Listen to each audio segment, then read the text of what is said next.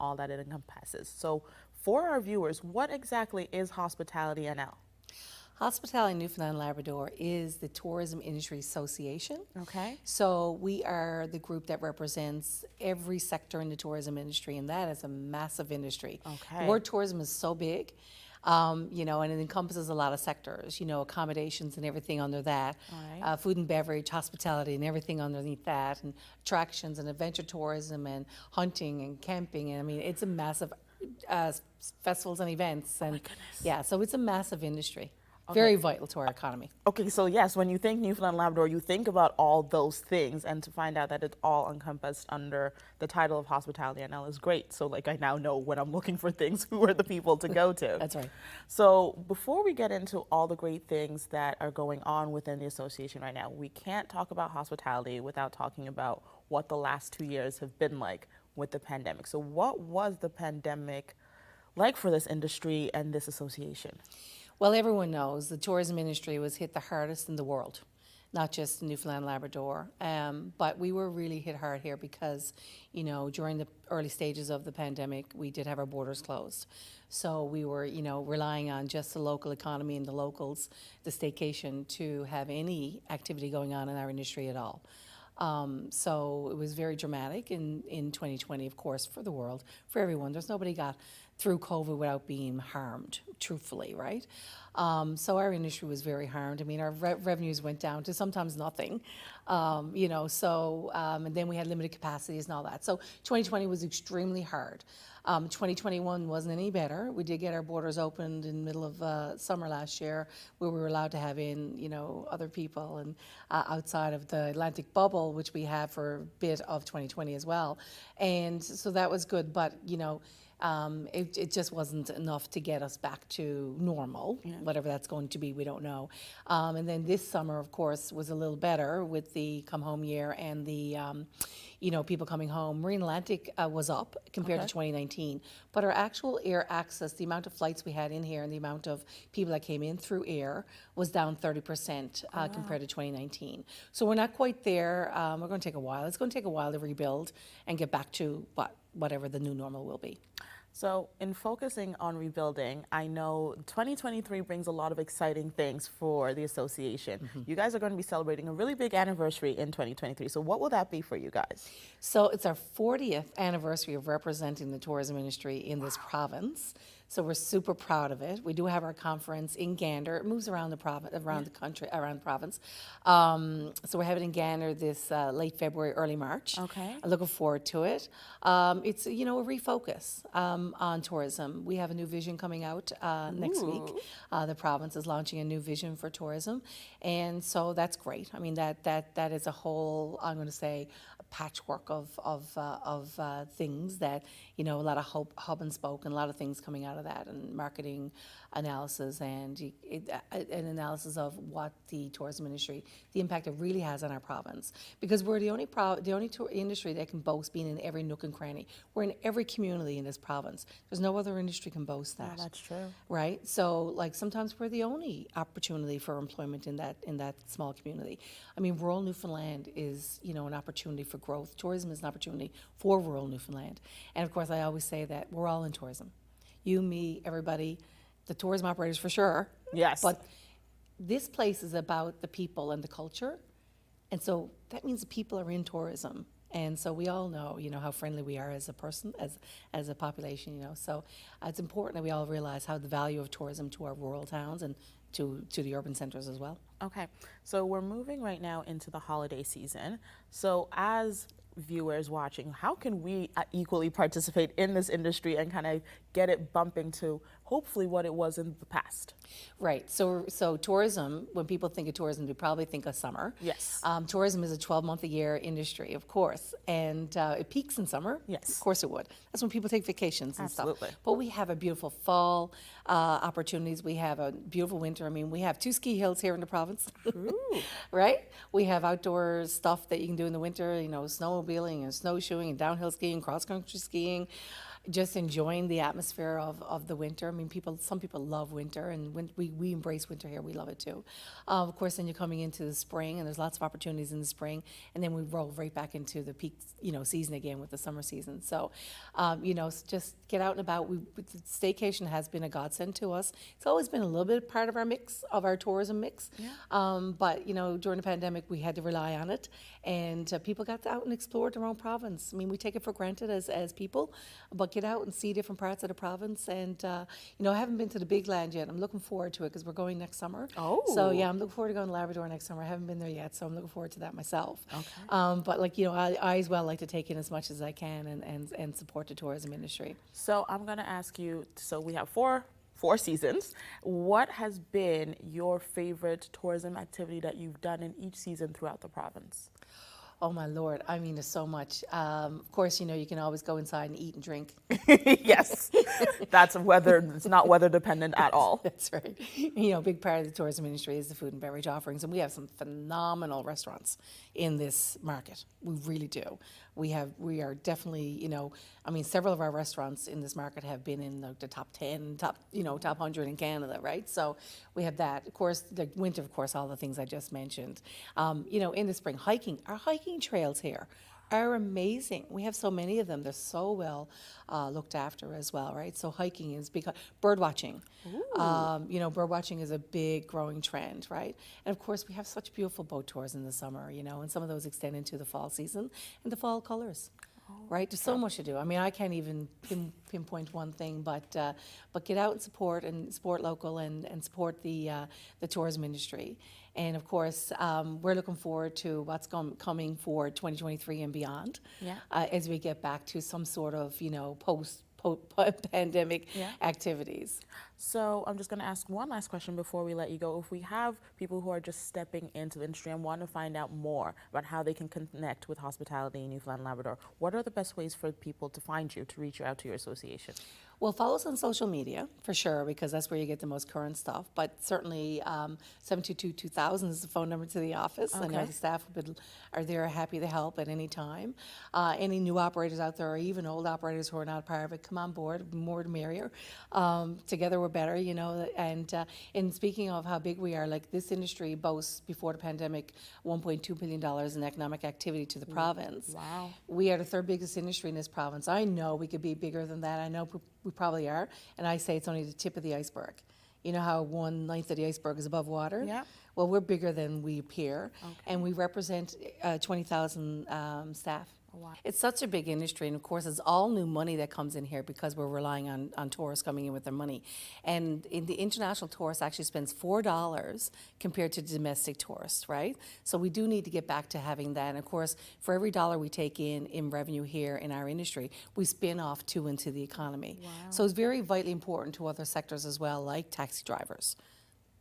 I want to thank you so much for taking this time to talk to me and show me, one, how big hospitality in Newfoundland and Labrador is and how we're all connected. So thank you so much for your time. We appreciate it. And we'll be right back, everyone.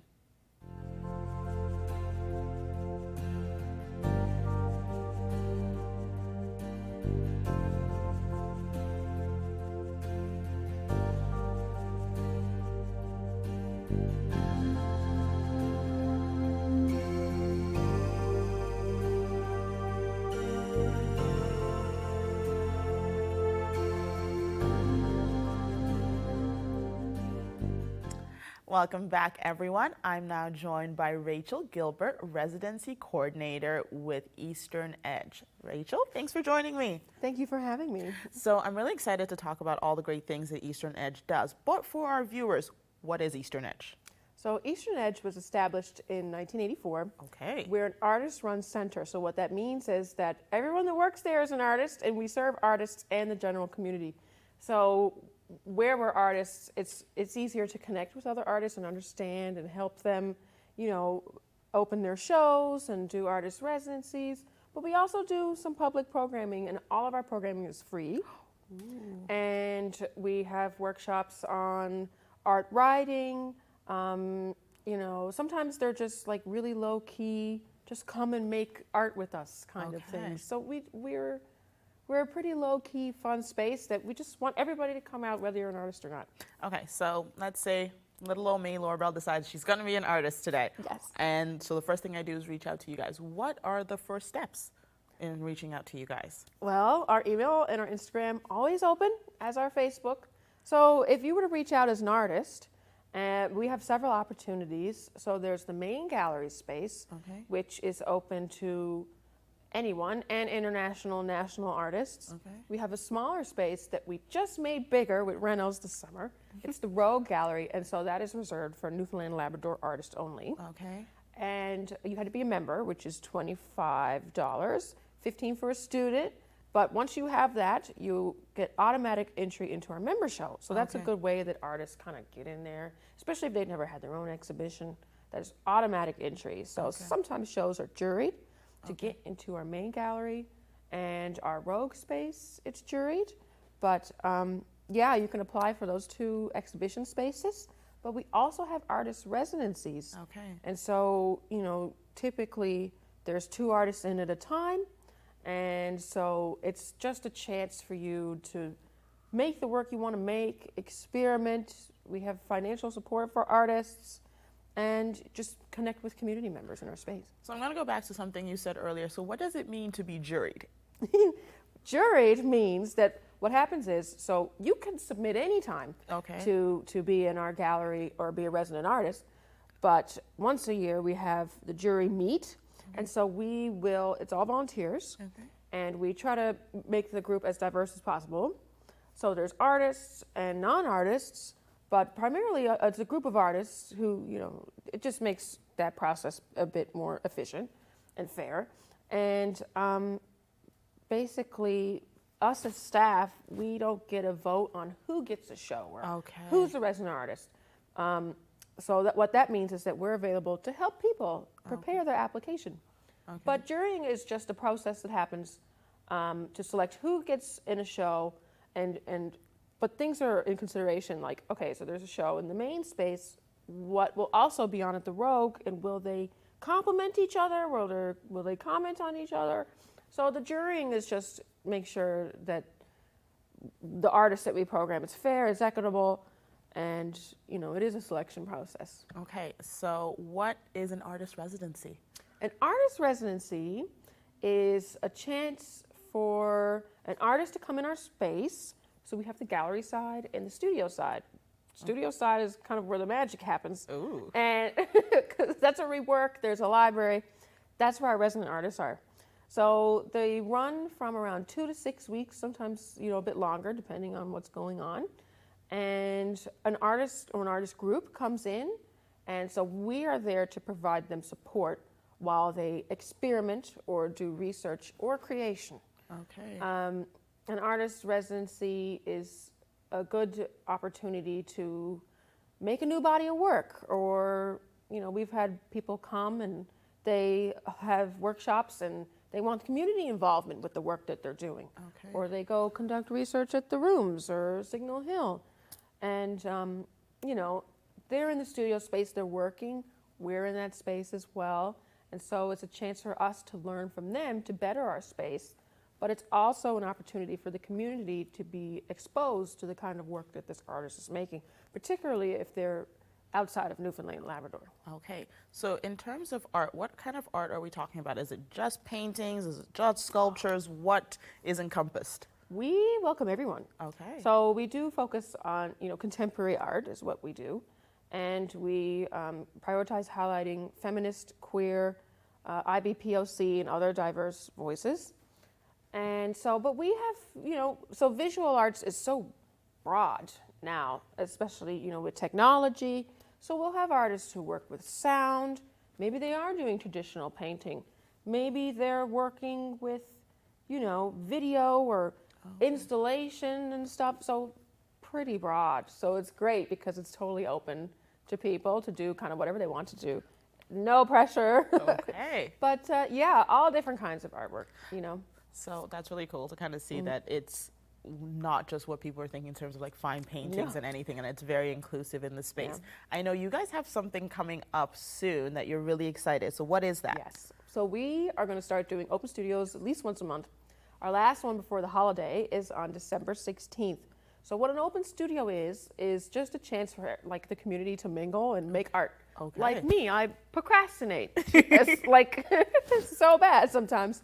And so having this open studio and bringing your work or bringing your writing or a video piece that you're working on, or bring nothing because we have supplies, and just come hang out with us and like make art, you know, get some feedback on something you're working on. And on the 16th from 2 to 5 in particular, it's holiday time. So we're gonna have cookies and we'll make cards, and we just propped our tree up. So come make some ornaments with us too. Okay, so I guess I'll be seeing you on Please the come. 16th between Yeah, 2 to 5. It's gonna be fun. It's fun. That's how we meet new people. I'm really excited. So as a community, what can we do now to support Eastern Edge as you guys support artists? We come out to stuff. There's usually always some kind of workshop going on. Really, we just want people to come hang out. Like, you know, like I said, we have a library space. Everyone's welcome to come in and look at what we have or borrow books. There's usually always some kind of show going on, so there's educational opportunities there for all ages. And, you know, if we're just sitting there working in the space, if you just want to come talk. You can talk about art if you want to. We don't have to, but we really just, as a community center and as a nonprofit charity, we are here for the community, artist or not. Just come and learn about art with us, make art with us, or just hang out. Thank you so much for taking this time to talk to me today. I really appreciate it. Thank you for having me. And we'll be right back, everybody.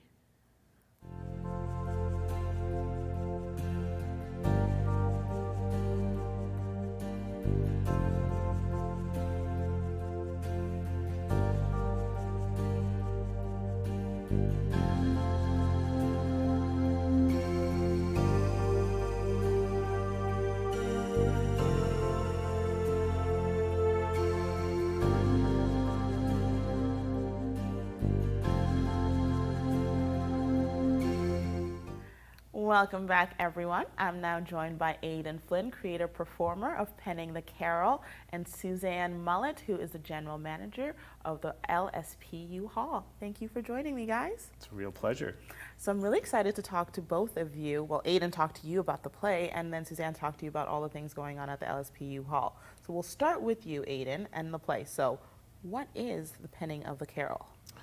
Well, 20 years ago, I had this thought that it would be a really good thing to do a Christmas show. When I was scouring through some ideas, I found a reading script that Charles Dickens had written for himself for the Christmas Carol. So it's an abridged version that he would be, when he was asked to read from the Christmas Carol, this is the one that he would read from. And apparently he was a very a really great performer of the text even himself. So I thought that as a one-person show would be a really good idea for me anyway, because I had a lot of interest in improv, and I could apply a lot of those skills. So here I am 20 years later, and the show is a one-person retelling of A Christmas Carol from the perspective of Charles Dickens having the inspiration to write it. So it's almost in the process of him writing it, but it's almost become this layered show where Dickens is on stage and the characters are on stage, and sometimes I'm on stage. So it's a little confusing about who's up there sometimes, but it comes off pretty good, I think. So I'm so excited to see this now. So you've been performing this now for 20 years. Yeah. What has that been like for you? It's been a real gift, I've got to say. I mean, the people that I've been able to work with in the community on this show over the course of 20 years, some of the best professional theater people that we have in the province. The people that keep coming to the show and have made it part of their tradition, during the holidays, that's been really special. And to be able to do it at the LSPU Hall, which I feel is like part of my, it's home in a lot of ways for me. To be able to do it there, it's just a great meshing of three great experiences, one with creators, one with the audience, and one with that great venue and all the great people that work down there. So in the 20 years that you've done it, is there one either performance or one moment from the creation to the execution that kind of sticks out in your mind as in, this is it, this is the reason why, this is the reason I want to keep doing it? There's a lot of people that have like their own special favorite moments from the show. For me, it changes from year to year. Okay. And as I sort of progress through my life, I mean, when I started doing the show, I wasn't a husband, I wasn't a father. Those have inflections on the performance. So I wouldn't say for me that there's any one special moment from the show overall, but every year I find a different thing that kind of resonates a little bit more with me. The thing about the show this year is that, last year we were able to get one show in before COVID shut us down. So we were able to get one show in. And this show, when we were talking about getting ready for it, it's a lot about the spirit of being resilient and the idea that you can change yourself and you can come out of things. So that there'll be lines in it that'll land a little heavier, I think, on me this year about that. So when is the show? We can't talk about it without knowing when it is. December 22nd and 23rd, and Suzanne knows all about when the dates are. And that is a great way to segue over to you, Suzanne. So we'll start with when is the show? Yes, he's right. He got the dates right. December 22nd and 23rd. We have 2 8 p.m. performances, and then on the Friday we have a 2 p.m. matinee as well Okay, so on Tibbs Eve. I will be calling the LSPU Hall to get a ticket Excellent. because now I have to see it. Excellent. So I know the LSPU Hall has had some great things going on, recently announced. So can we talk a little bit about what's going on with the hall? Sure. Just yesterday, we held a press conference at the building, and we've been partnering with Power Productions, and they have a new initiative called Power Up. Okay. And that initiative is with respect to helping people in the blind and low vision community be able to enjoy live theater as anyone else coming into the building would. And so they have done extensive training with volunteers who, and the training was very intense. It was like, I think 2 weeks, 4 hours a day, where they would be trained at looking at live productions and doing the live description of all of these shows. Wow. And so just this past 2 weeks, we had our first main stage production, Birthday Balloon, and one of the performances was live described by the Power Up team. And so yesterday we had a press conference to let our community know and let theater community know, let theater goers know that this service is now available locally, and that we want to try to make that historic venue from the RCA side and the hall side, that historic venue a welcoming place for all, regardless of who and what life experience you have. Well, that's really great to know that theater and the hall will be more accessible to everyone. Yes. We're going to talk a little bit about the history of the venue. So Okay. how long has the RCA and the hall been around? Well, November 21st this year was the 50th year of incorporation Oh, wow. of the organization, founded by a lot of different people. One founder in particular is Chris Brooks. And we just recently launched our archives, digital archives that's free to the public. And it has over 300 productions in it. And those are just productions that RCA has done and presentations. That does not include the other thousands of shows that have just come to the building and been renters and that kind of thing. So we've been around for a long time. And it's also the 100th anniversary of the building next year. Oh, wow. Yeah. So there's been a lot that's taken place at the RCA, and the Penning of the Carroll is going to be continuing to be joining that. Yeah. How can people get a chance to see the archives and get a chance to look at them? The archives are at archives.lspuhall.ca. Okay.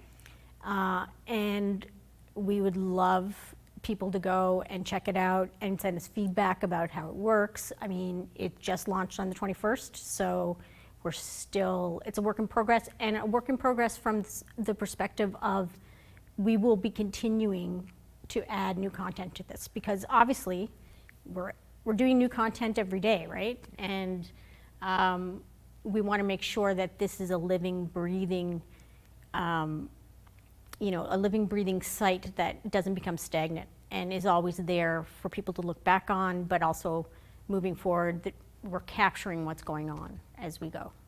I want to thank you both for taking the time to sit with me to talk about Penning of the Carol and all the great things going on at the LSPU Hall. It's been an absolute pleasure.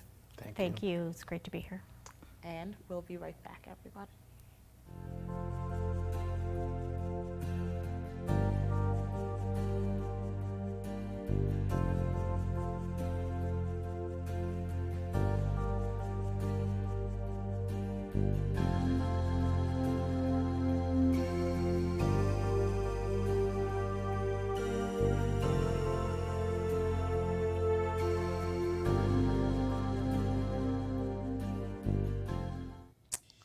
I want to give a very special thank you to all our guests today for such a fun-filled episode. A thank you to Hospitality NL for teaching us about all that's included in the hospitality industry, to Eastern Edge for inviting us in for open studios coming up, and to the LSPU Hall for making theater going more accessible. And we want to remind you to check out the play Penning the Carol that will be opening soon. And we can't wait to see you guys all on the next episode. Thank you for joining me once again, and good night. This program is brought to you by Ignite TV. Now you're in command. Visit Rogers.com for more details.